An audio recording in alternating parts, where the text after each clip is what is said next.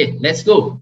Okay, malam ni kita akan present mengenai Remsol Group Berhad. Okay, saya sendiri Muhammad Afif Izzah bin Syarni Izzah, Associate CPA Australia. Okay, bersama dengan Tim Smart Saham dan Wife of Method.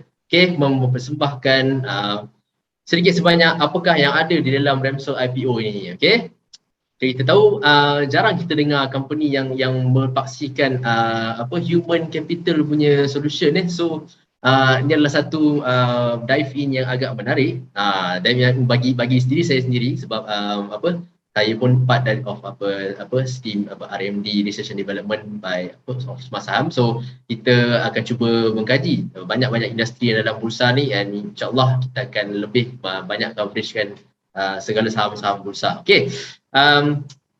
Apakah kita nak tahu? Right, let's go. Okay, IPO Remsol disasarkan sebanyak 25.1 million raise untuk regional business expansion. Okay, tu logo dia dekat bawah. So ada terbit macam ada gaya transformer punya style kan.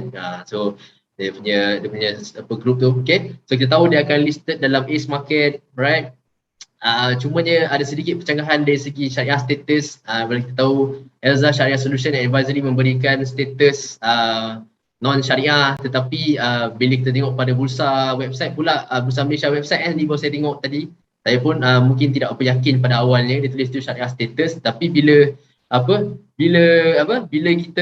saya tengok pada yang lain, bila saya check dengan Heineken, Astro dengan yang syariah punya ni, ada pula. So okay, so kita terima je lah 28 ni. Saya mungkin kepada siapa yang rasa macam ada pertengahan ataupun syubhah dan tepuk dada tanya iman, okay, tanya selera sendiri, okay, sama ada nak beli atau tidak beli, kita akan tengok dia punya dates selepas ini. Okay, so kita kena tahu apakah dia punya aim, apakah dia punya direction. Okay, kita mungkin boleh dikompangkan dengan potensi-potensi ni sampai melangit-langit, sampai harga berbelah-belah ringgit, tetapi kita kena tahu dia punya risk, dia punya potential dan apakah position mereka daripada kalangan kompetitor-kompetitor, dia punya rakan-rakan seperjuangan bisnes human capital solution ni.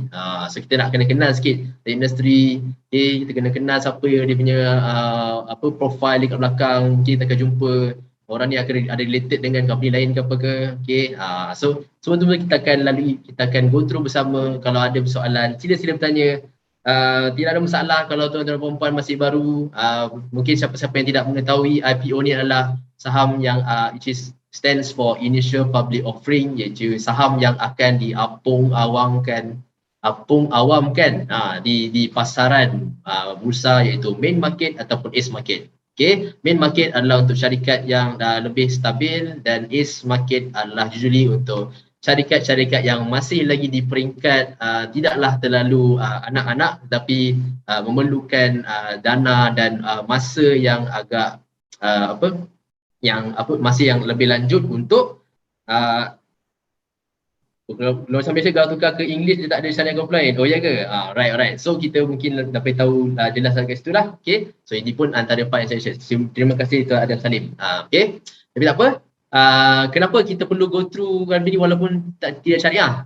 So persoalan yang mungkin antara di permainan di antara viewer-viewer di luar sana, tidak mengapa sebab kita akan lalui dalam pasaran bursa kita ni, kita akan lalui review of syariah counter 2 kali setahun, iaitu bulan Mei dan juga bulan November.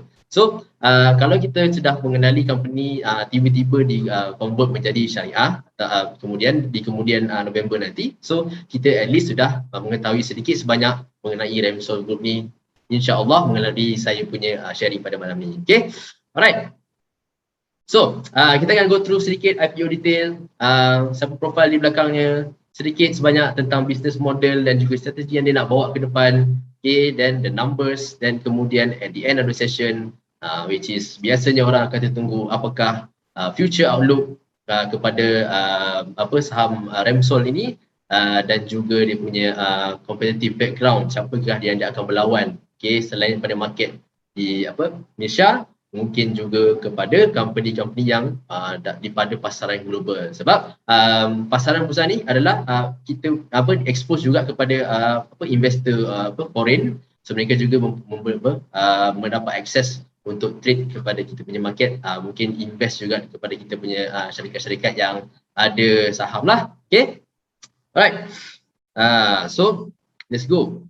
Okay, so the dates yang kita akan hadapi pada minggu ini iaitu rupa-rupanya dia telah di open pada tarikh 22 Jun hari itu, dan hari ini bertarikh 28 Jun so esok adalah hari terakhir untuk apply IPO Remsol ini, tapi unfortunately tidak syariah, so tidak mengapa, kita dengar session ni dan fahami apakah yang ada dalam company yang human capital solution ni, yang tiba-tiba dia rasa dia nak listkan dalam public.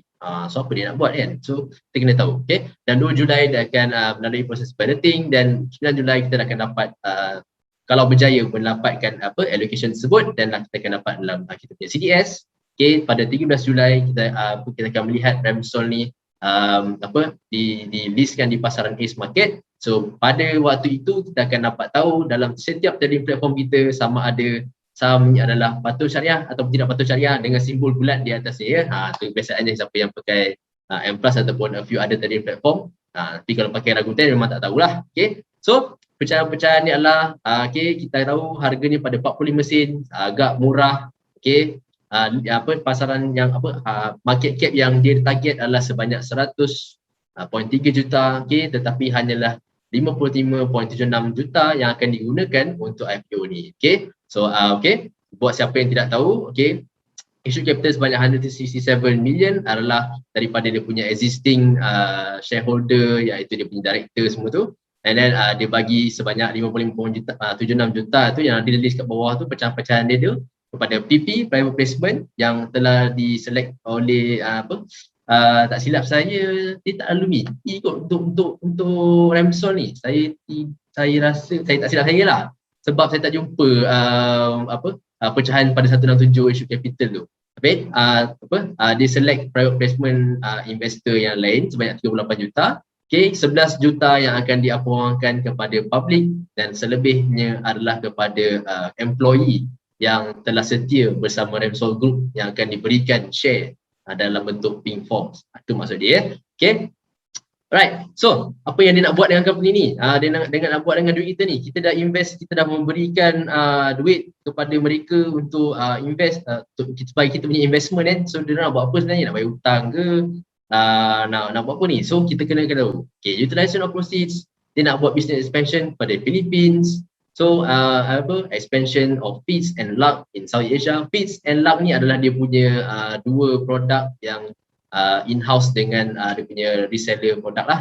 Okay, dia punya jadi kita akan tengok sikit dia punya layout of the product, tapi dia punya features tu tak lari macam kita punya Zoom, but added dengan macam planning dan juga human resource ataupun human resource interaction dengan kita punya employee. So dia adalah berguna kepada company-company yang nak gunakan digitalization dari segi dia punya human resource punya feature. So kita tahu accounting software ada, okay, yang pada SAP, Oracle semua kan. Sebagai saya pengalaman melalui a few of the software yang ada dalam public. Okay, tapi Feeds and Luck ni pun antara a few of the apps ataupun software yang digunakan oleh Remsol Group ni lah. Okay, so apa yang nak buat lagi? R&D, working capital expansion of IT, okay, expansion of sales, software license dan general, okay, listing expenses yang dia akan gunakan untuk membayar tuan kenanga tadi sebanyak 4.58 million segala proses yang dia nak buat untuk list listkan Remsol ni kepada public telah dispendkan sebanyak 4.6 juta guys tu. Okay, so sedikit elaborate on the expenses dia nak buat apa. Dia nak reach a new strategic location, okay, dia nak increasekan sales agent across South Asia, okay, sebab company ni adalah company reseller of software. So semestinya akan ada sales agent semua tu lah. So dia nak increase dia punya reach, dan R&D dia nak incorporate AI, okay, general working capital tu lebih kepada dia punya internal usage lah, okay, upgrade training semua tu lah. Okay, so semua tu mengikut time frame mereka, dia orang mengatakan mereka akan gunakan setiap funds of this 25 million ni within 24 months. So mungkin dalam around 2 tahun lah. Okay, so harga 45 sen pada untuk Remsol Group ni. Okay, sementara itu mungkin akan melalui kenaikan dengan penurunan harga, tapi menunggu setiap apa benda yang dijanjikan oleh prospektus ini dikomplitkan pada waktu tersebut. Okay. Okay, so kita kena kenal sikit. Kenapa saya cakap dekat cerita saya tadi ada profile yang agak besar dalam Ramsol Group ni. Okay, so not the three at the top. Okay, Mr. Tay Chi Seng, just Clement, Clement Tan Chi Seng. Okay, Lee Myew Lan adalah co-founder, co-founder and co-founder of Ramsol Group ni. Okay, ada Datuk CMA di Bergeneswaran, iaitu former marketing in Job Street dan juga human resource dalam Human Resource Development Fund. So dia ada Human Resource Fund dan dia adalah HR yang experience dalam so dia punya experience tu brings up to the table for Ramsol Group ni, so brings out the stability. Okay, okay, dan kita nampak the investor yang kat bawah tu, which is Tan Sri Dr. Lim Wee Chai, siapa yang telah bergelumang dalam stock market pada tahun lepas sehinggalah tahun ini patutnya tahu siapa Tan Sri Dr. Lim Wee Chai ni. Okay, the main shareholder dalam Top Glove dan juga telah membeli Tropicana punya share pada setahun lepas dan rajin membeli semula share buyback kepada Top Glove, dan rupa-rupanya dia juga adalah former EPF Board of Director. Itu dah pengalaman Tan Sri Dr. Lim Wee Chai ni brings up to the table untuk Ramsol Group. Okay, so tapi harap-harapnya dia maintain lah dalam syarikat ni. Minda sekali okay, saya tak perasan kot dalam bacaan saya tadi. Okay, dan Mr. Wong Kum Long tu dia yang telah menjadi focal point yang expand dia punya Ramsol punya feeds channel into Indonesia. Okay, so dia juga adalah substantial shareholder kepada Ramsol Group ni. Okay, so kita tahu these names are the ones yang akan menggerakkan Ramsol Group ni ke hadapan. Okay, sekiranya ada boardroom shake-out, okay, macam kita tahu kan, dalam serba dinamik ni setiap profile yang ada dalam the top management tu adalah penting. Sekiranya apa jadi kepada company ni, these are the people yang tak sepatutnya resign dulu and jump ship lah.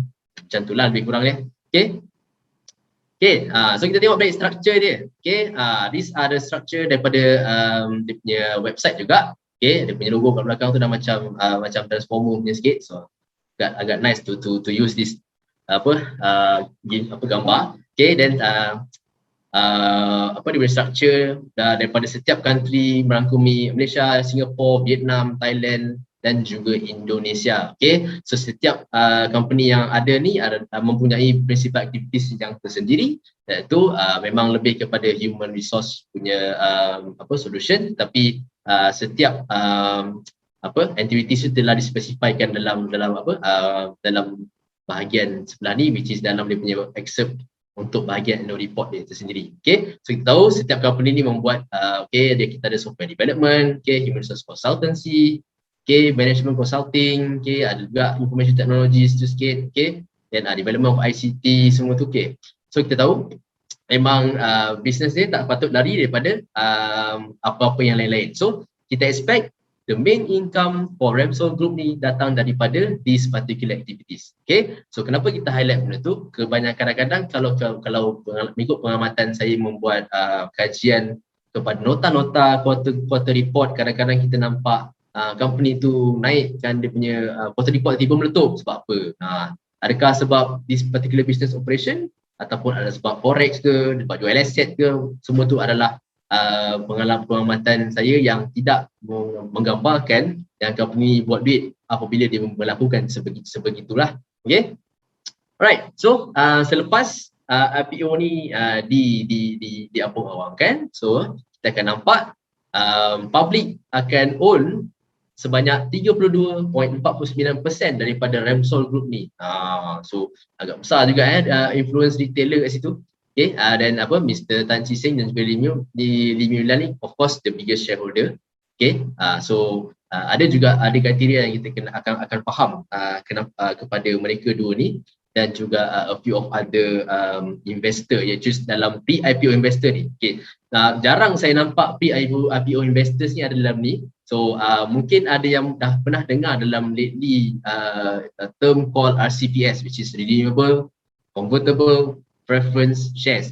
So bagi siapa yang tidak tahu RCPS tu, dia adalah macam kita beli share secara open market kan, which is ordinary shares. Tapi RCPS ni adalah investor yang nak beli share company ni sebelum diapawankan, dan dia boleh convert preference shares ni di kemudian hari kepada ordinary shares in the later time. So ada conversion ratio sikit kat situ lah. Tapi kita tak akan go through lebih lanjut daripada CPS punya computation semua tu. So ada detail kat belakang, kita akan share kemudian. Okay.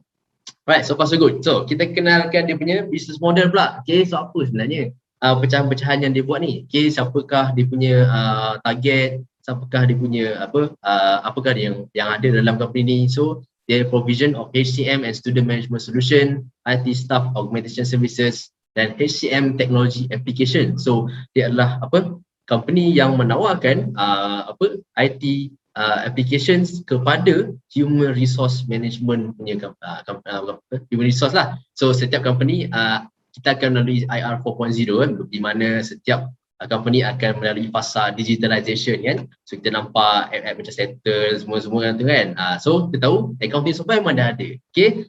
Mungkin dari segi HR pun kita akan nampak dalam bentuk payroll saja. Tapi Remsol Group ni membuatkan this particular application untuk integrate staff punya data and performance sekali dalam satu function of their technology. Itu adalah the main purpose dia orang. So dia orang nak membantu syarikat-syarikat yang ada dalam at least Southeast Asian punya region menggunakan human resource technology.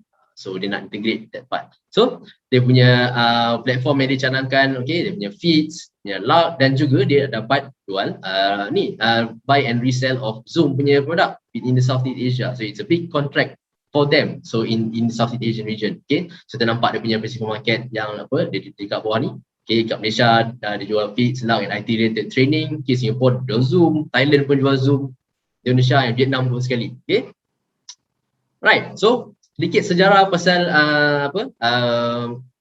Remsol Group ni. Okay, 2010 sebenarnya dia baru di-incorporated, so masih lagi agak fresh, tidaklah terlalu lama. So itu pun antara sebab kenapa dia orang choose to be listed in the ACE market, kerana to build themselves in the market they need experience and juga stability in their finances lah. So untuk attract semua fund management house mungkin macam EPF ke apa dan the rest of the other institutional, so mereka kena prove themselves in the market to ride along the market sentiments, okay, and prove their business can sustain long aside from being before listing in the market. So kita tahu RAMS incorporated by the CEO and the COO, then they expand into Singapore, okay, they expand to Vietnam, expand to Thailand, okay, then dia dapat first project Indo, then dia dapat juga Oracle partner by 2013 dulu. So siapa yang mungkin pernah guna Oracle, so memang dah agak lama sebenarnya function Oracle in accounting punya software. So Oracle pun telah develop themselves into HR punya part sekali. So then pada 2020 mereka telah dapat that agreement of buying and reselling of Zoom punya software into the Southeast Asian. So kalau nak tahu Zoom tu siapa yang jual, so mungkin Remsol Group ni lah yang handle in the Southeast Asia ni. So a few awards yang dia dapat, which is MSC Malaysia status, 25 most performing Oracle solution providers. So situ pun dah ada agak nama sikit di situ. So best SME HR solution provider, okay, SME adalah small medium and enterprise firm. So kalau untuk siapa yang tidak tahu, okay, untuk company yang masih lagi pada taraf mid size dan small, right? So ni adalah a few features of their app. Lux tu kat atas kan, which is video conferencing. To me tak nampak jauh macam Zoom, tapi dia adalah another app yang mungkin saya tidak pernah explore sebelum ni. Dan dia punya the main company yang handle apa yang ada dalam company tu, which is the RAMS solution. Bukan RAM yang rating group untuk kredit agency tu so lain. Itu RAM huruf besar. Yang ni RAM solution, which is actually the Remsol tu adalah RAM solution. bukan Ramzi dan Syamsul. Okay, so then dia punya nama juga adalah another company, itu Speeds, yang memberikan so called app yang dikatakan memberikan employee engagement, okay, untuk yang which is to connect employee dalam company tu kepada HR so that dia dapat memahami setiap employee punya punya purpose, which is this is macam to close the gap lah. Usually employee dengan employee ni sentiasa ada gap tau, di mana employer tidak memahami employee punya masalah dan juga employee tidak dapat the idea and the main goal of from the employee themselves. So the app is actually mainly to cater that to fill up that gap ataupun loophole yang ada between tu. So dia nak is for employer to understand employee punya permasalahan. So dia pakailah data yang di-collected daripada employee sendiri dan memberikan mereka pemahaman macam mana nak improve in terms of human resource ataupun human management in the company. Okay, so far so good. Right, so kita walaupun company ni mungkin agak tidak terlalu gah untuk tuan-tuan dan perempuan, so kita kena kenali sikit dia punya competitive advantage dan key strength. Okay, proven track record involving large organization in multiple countries, okay, Hong Kong, Australia, New Zealand, Taiwan dan juga Japan. Okay, so setiap company yang dia ada di across the region tu adalah untuk cater the rest of the other Southeast Asian punya region. Okay, kecuali China lah. So China punya market is actually quite big and mereka punya target market is the Southeast Asia first. So belum sampai to maybe China and juga Korea and the rest lah. Okay, so alright, so dia memahami lebih kepada Malaysian market punya HR knowledge. Okay, both CEO dan juga CEO pun agak experience in the HR punya field. Okay, so these are the strength yang dia orang cuba tunjukkan lah. Okay, so the strategy is of course gunakan dia punya IPO tu untuk enlarge the regional presence in Philippines, nak buka office semua tu. Right, subscriber base untuk dia punya both pitch dengan luck punya application in the Southeast Asia. So then dia punya R&D, okay, IT, so this is tak banyak lari jauh daripada dia punya proses of IPO tadi lah, tu dia punya strategi tu. Okay, right, so tetapi walaupun company ni dikatakan first of the HR punya solution to be listed in the Malaysian market, so kita kena faham juga apakah risiko yang ada pada company ni. Okay, software vendor of the implementation of human capital management and student management solution adalah sebagai risk juga sebab dia sell software vendor yang tu je.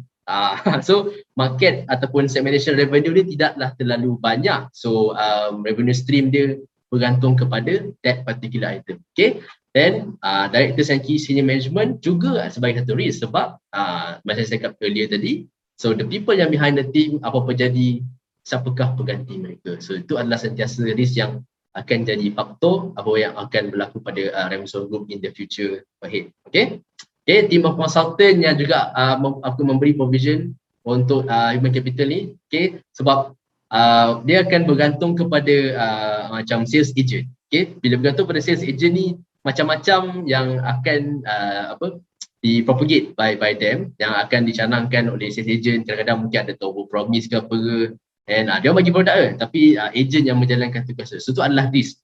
Okay, risk pada bila dia orang salah promote ke apa ke, itu akan mencalarkan reputasi Remsol Group ni sebenarnya. Okay, itu adalah risk yang seterusnya. Okay, dan juga dia adalah based on project dan juga contract based nature of business. So ada juga masalah sikit apabila mungkin delivery and timing tu akan menjadi satu problem juga bila dia based on project dan juga contract based ni. Okay, dan seterusnya dia expose pada sudden disruption, which is of course kita tahu COVID-19. Okay, dan antara risk yang mungkin minimal ataupun diletak mungkin sahaja, tapi of course sekiranya dia tidak dapat implement business strategy, itu juga adalah risiko ketidakberjayaan Remsol apabila diapung-awamkan di dalam dalam public. Okay, alright, so alright, pukul 9.20, ya Allah, tidak perlulah iklan naik dia. So kita teruskan. Alright, so the key numbers yang kita nak fahami, apa lagi ada yang dalam Remsol ni. Kita dah fahami the profile, the management, okay, dia punya strategi. Okay, so kita nak tahu apakah yang menyebabkan dia orang so confident untuk list into the market itself. Okay, revenue increasing from where saya mungkin on cursor untuk memudahkan you all tengok apa yang saya tunjuk Alright, so nampak saya punya laser point Yeah. Okay, so revenue from 2007 in the last dia ambil 4 tahun yang lepas okay, revenue menunjukkan kenaikan yang cantik di sini daripada 6 juta kepada 25 juta. Okay, gross profit margin juga naik. Okay, mungkin dia berjaya control dia punya cost of selling software tu. So kita nampak profit from operations itself sebanyak 7.8 million, which is almost double daripada 2019. And quite the extensive ataupun quite the expansion punya growth daripada Remsol ni from 2018 to 2019. Okay, walaupun dia lalu period of COVID tu, tapi dia berjaya almost doublekan dia punya net profit for the financial 2020 sebab dia adalah involved dengan bahagian teknologi kan. So tapi okay, kebanyakan company kita tahu terkesan sangat dengan COVID punya backlash of lockdown semua tu, tetapi company ni yang akan promote lebih kepada digitization, so dia telah berjaya benefit daripada walaupun COVID tu melanda. Tetapi implementation of software semua tu masih lagi terganggu sekiranya mereka berjaya mendapatkan sales untuk new companies lah. Okay, then sedikit excerpt daripada bahagian cash dia sendiri. Okay, sebelum ni okay, kita nampak pada awal-awal 2017-2018 cash and cash equivalent ni agak rendah, sampai negatif tetapi mereka berjaya turn around daripada negatif cash and cash position tu kepada 2.2 million. So agak best untuk grow further. Okay, then apa lagi? So dia punya GP margin dia so agak boosted kat sini so around 47%, 35% dan sekarang about nearly 60%. So wow, for company this size susah juga nak compare dia punya who was the direct competitor, and then for 60% margin is quite high lah. Okay, PBT margin around 30%. Ni PATAMI ni adalah profit after tax and minority interest. Tu mungkin saya tak akan jelaskan dalam session ni lah. Okay, so kita kenal sikit sebenarnya revenue apa yang telah memberikan banyak contribution kepada Remsol ni. So kita tahu dia punya HCM and student management solution dengan IT augmented services dan technology application telah mendatangkan contribution yang application ni masih cakap tadi dia punya luck dengan Zoom tu, so dia berjaya meningkatkan sales tu until dia contribute sebanyak 35% of their company revenue tu. So then kita tengok dia punya pecahan-pecahan dia. Okay, where Malaysia contributes the most of their total revenue around 45%. Okay, Singapore 11%, Thailand 29%, Vietnam mungkin masih lagi fresh. Dan Netherlands pun ada juga sikit, dan Taiwan, dan kita akan tunggu juga sama ada breakthrough for the Philippines market to come in the next 2 years lah, which is 24 months yang cakap tadi kan. Okay, so a major customer and the major suppliers of for Remsol ni, kita nampak Megatech, export import bank of Thailand, so the bank in Thailand pun pakai Remsol Group punya services. And then this is their first and customer from Singapore. Okay, Bank of Aduya Public in Thailand who pakai dia punya services. So kita ada the Malaysian company actually buat dia ni and give the solution untuk the rest of the other Southeast Asian punya counterparts, which is our neighbours lah. Okay, so which is quite I would say a breakthrough untuk this particular company. Alright, tapi bahagian supplier mereka tidaklah disclose the name of the supplier, so dia bagi tahu kat sini dalam form of the proxy name, which is company B, E dengan C, yang dikatakan adalah a subsidiary that is listed in the New York Stock Exchange. So mungkin in the later part of the year ke, kita akan tahu sikit dia punya quarter report and siapakah actually dia punya major customer, major supplier of Remsol Group ni. Okay, dia saja nak hide tu adalah Zoom kot. Tapi ada syarikat yang provide daripada Thailand. So pelik juga sikit, dia supplier daripada Thailand, lepas tu Malaysia Remsol Group ni beli, lepas tu jual balik dekat Thailand. So buy and resell punya style of business depends lah macam mana dia nak sustain. It is how well dia manage dia punya cost of supplier from the this particular companies. Alright. Okay, so apa yang saya nak bawa juga ke sini adalah the point of RCPS tu tadi.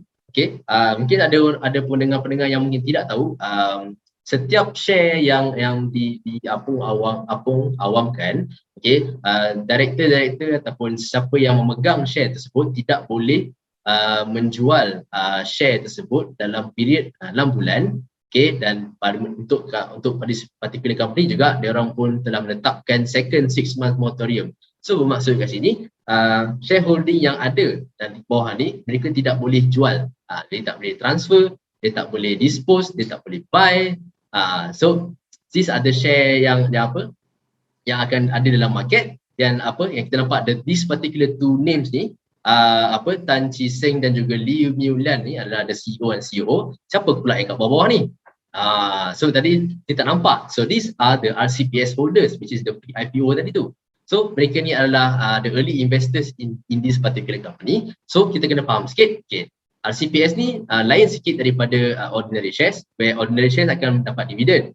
Tetapi RCPS ni apa-apa yang dia orang tidak akan ada voting rights kepada company, only ordinary shareholders sahaja.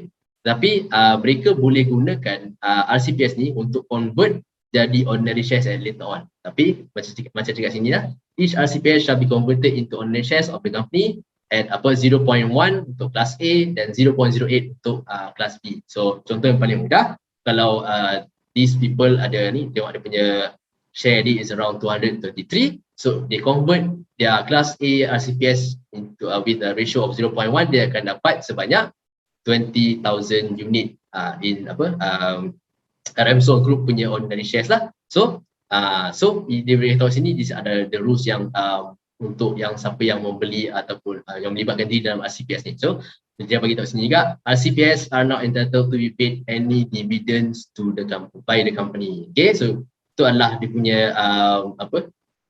the rules of RCPS holder. So banding dengan ordinary shares lah. Tapi juga kita boleh tahu yang RCPS ni kalau apa-apa jadi dekat company bila terpaksa dissolve ataupun liquidate, so RCPS which is the preference shares yang akan dapat dulu their money back from investing, sebab dia orang adalah the first investors into the company kan. So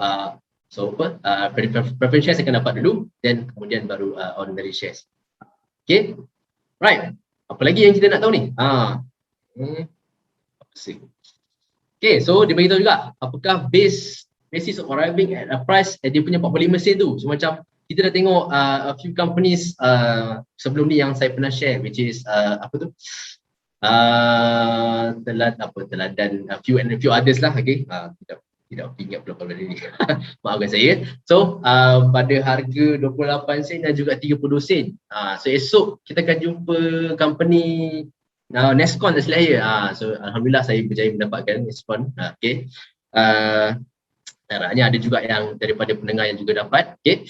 So 45 sen dia beritahu outperforma NA per share, net asset per share is around 11 sen as of 31st December based on the last issues.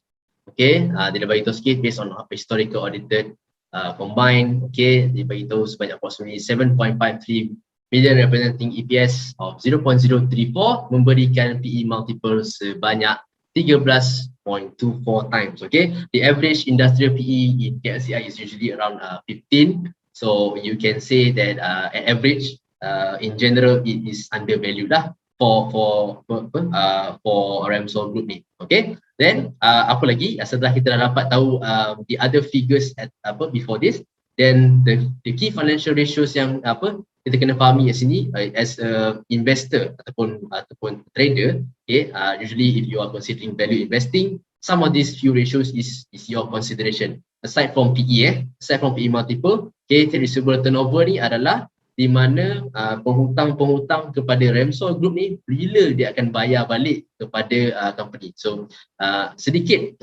kegusaran pada company Remsol ni, di mana kan 93 hari diperlukan untuk setiap penghutang Remsol membayar balik hutang kepada mereka. So when you see a revenue of the company at this particular amount, then bila dia akan convert into cash. So this is the number of days yang diperlukan. Okay, then trade payable pula, berapa banyak hari diperlukan untuk bayar vendor. Kita nampak sebanyak 35 hari. So ada sedikit lack of time, which is time lag, jarak masa of the cash is being generated at the moment. Of course kita faham lah di mana COVID-19 situation at this particular time, a lot of companies are trying to reserve their cash.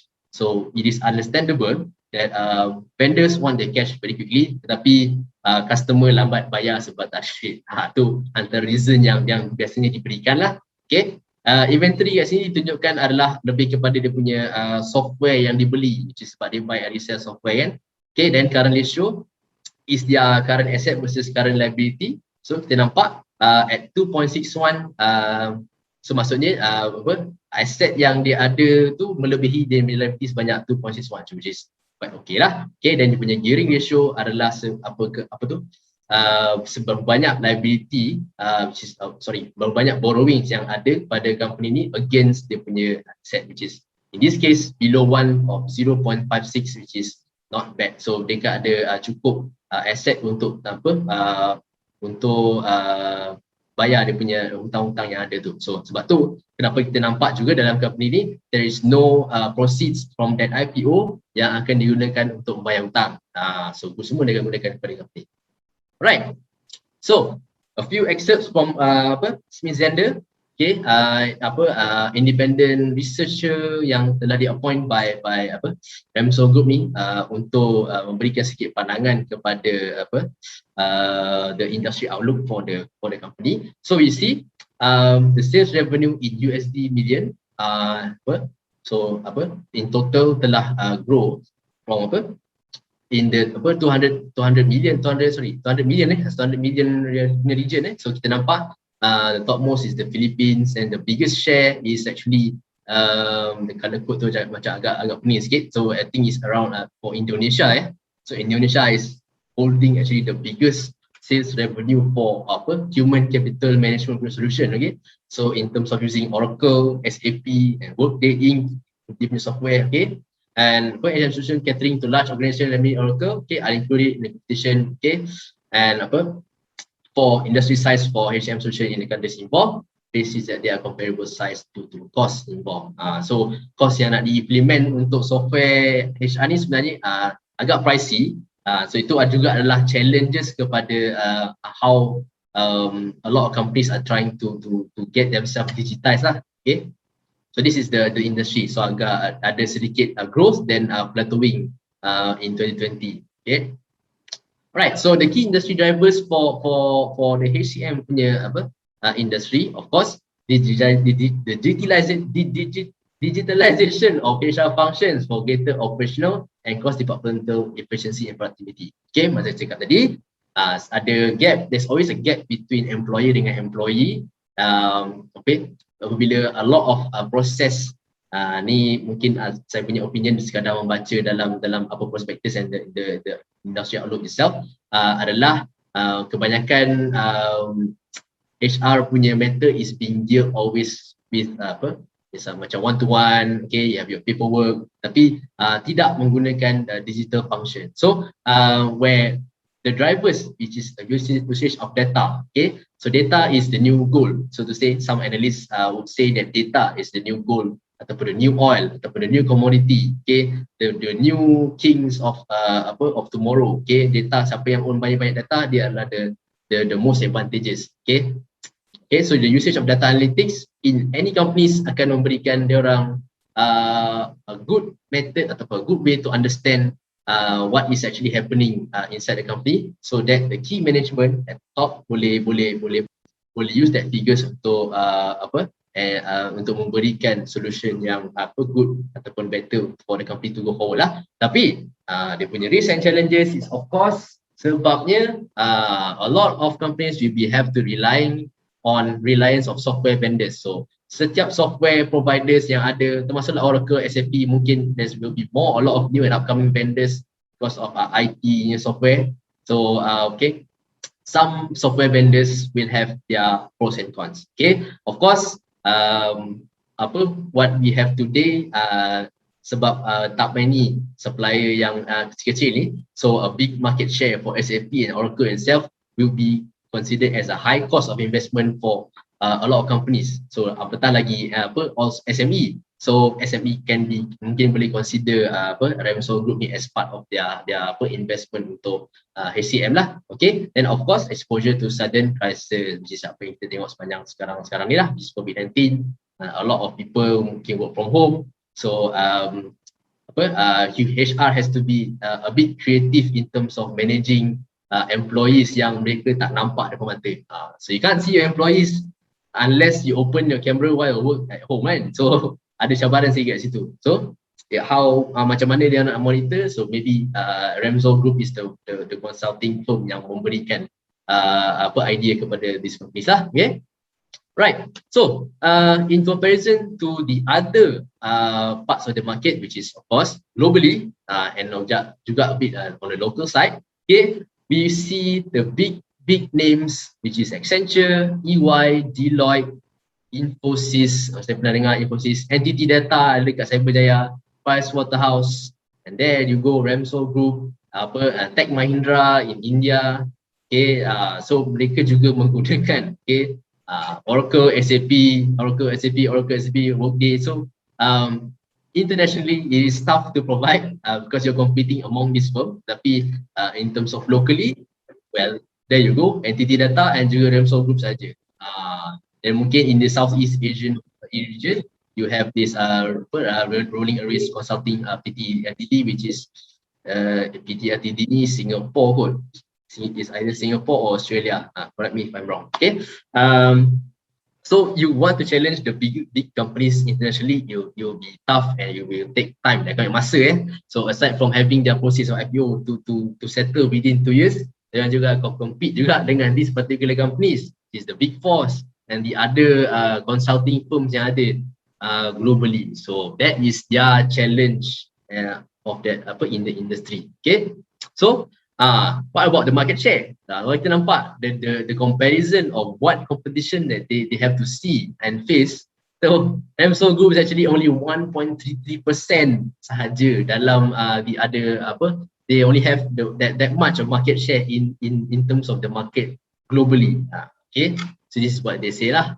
So in terms of the sales, semua consulting, technical support semua tu is recorded as around 257 USD million, which is nearly 1 billion ringgit lah.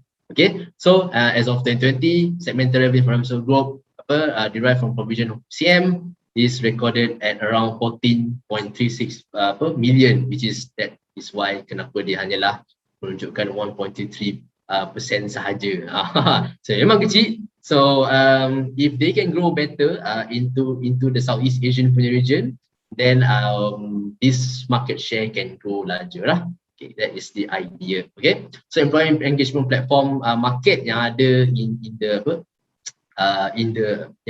market globally, which is growing in the sales revenue currently, this is around USD 2.67 billion lah in total. Okay, for the entire employee engagement platform ni. Okay, so we tak selalu nampak lah. And then the other part is the collaboration platform is of course dia punya consulting solution tu bergabung dengan platform yang macam Zoom, Oracle dengan SAP tadi sedia. So that actually contributes to in the global sales of around 400 million USD. So okay, so we can see a trend that actually a lot of companies globally are trying to get digitalized in terms of their company's internal process. Okay, so a lot of businesses yang baru nak up ni should engage in digitization so that it will be improving the company's efficiency as well as the human capital management lah. So when you have data, then you can manage and make decisions better. So that is the idea.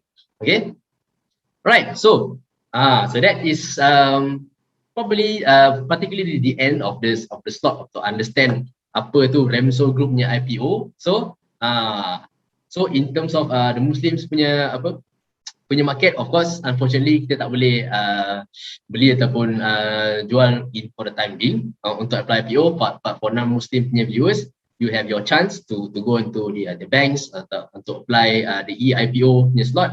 At the very least pada waktu malam ni pun boleh apply lagi.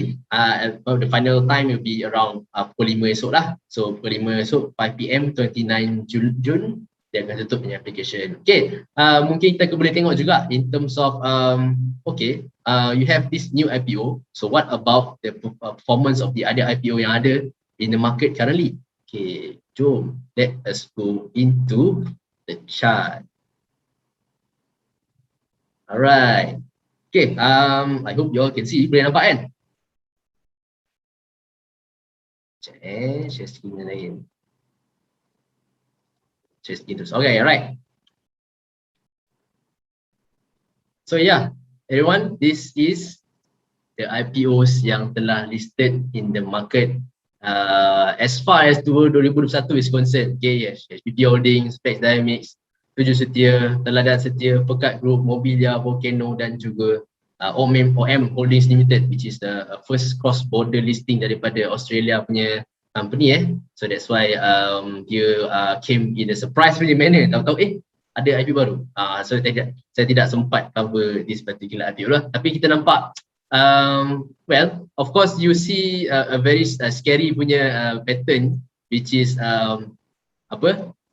the IPO that you get is likely to open higher on the first day dan close lower at the end of the day. Tapi where you see the HPP Holdings ni at the early part of the year, and then OMH Limited ni was quite recently, and I think sebab dia pun tidak patuh syariah and dia punya prospect of Australia having improved their COVID situation was a part of the key driver kenapa OMH Holdings ni berjaya menaikkan dia punya harga saham tu. Tapi recently Australia pun ada a new Delta punya variant yang muncul. So they themselves have to impose lockdown into the company. So apa-apa pun in terms of for us, tomorrow kita akan nampak the listing of a new company, which is Nescon Group punya construction company. So we will see how the market reacts dengan for the stock tomorrow lah. Of course kita dah dapat a few good some good news to expect from the banks bagi moratorium tanpa syarat. Okay, so could be a good news untuk Nescon, but for Remsol, okay, we'll have to see what is the possible environment yang akan ada prior to the listing date, which is around 6 July kan. So to all IPO holders or someone who people yang akan apply IPO ni, okay, all the best to you, right? So apa-apa question, ada apa-apa question tak so far from the floor? So jam cakap ni. So far semua khusyuk mendengar so tidak ada masalah kat situ. Okay, alright. So sekian perkongsian saya pada malam ini. Okay, harap-harapnya tuan-tuan dan puan-puan dapat sedikit sebanyak ilmu daripada macam mana nak faham the IPO prospectus yang ada dalam PDF file tu. Okay, of course a lot to take in, sebanyak 300 pages, but there are a few items that you can baca and you can read and understand better about the company, walaupun the company is not syariah ataupun syariah atau tak patut syariah. It is for your knowledge sebab you are the one that you akan invest, akan trade in this company. If mana tahu company ni akan turn syariah balik semula, so at least dia dah kenal company. Okay, so pendengar-pendengar yang setia saya ataupun yang baru, okay, silalah follow and like our page matsaham.com Facebook. Okay, we are available on Telegram juga. So prospectus boleh access dekat mana? Okay, untuk Tuan Aiman, so usually kita akan ambil daripada Bursa Malaysia sendiri. Okay, so you can look up dekat Bursa, type the Bursa Malaysia IPO terus akan keluar the list of possible IPO tu. When you click into the name, terus akan dapat dia punya prospektus dalam tu lah. So kalau company tak keluarkan prospektus lagi, then kita tak tahu apa. So possible date kita kena tunggu dekat dalam tu. So to more IPOs to come, insyaAllah saya akan cuba kupas the next possible IPOs yang ada. So till then, Assalamualaikum warahmatullahi wabarakatuh.